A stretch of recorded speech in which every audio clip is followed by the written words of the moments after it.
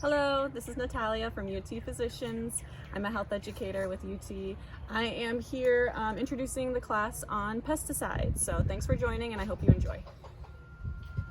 To make organic pesticide, one of the easiest things we could do is to make a dish soap and oil solution.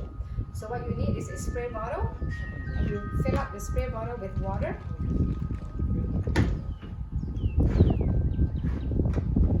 Then you want to drip about three drops of dish detergent and 3 drops of cooking oil.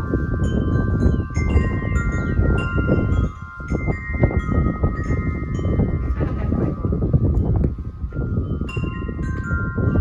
Then just give it a gentle shake,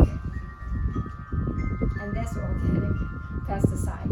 This works perfect with aphids. If you're growing summer crops and vegetables, aphids will be a big problem. And so you have to do this every day. You have to specifically look for the aphids and just spray them on the aphids, and then after a while they disappear.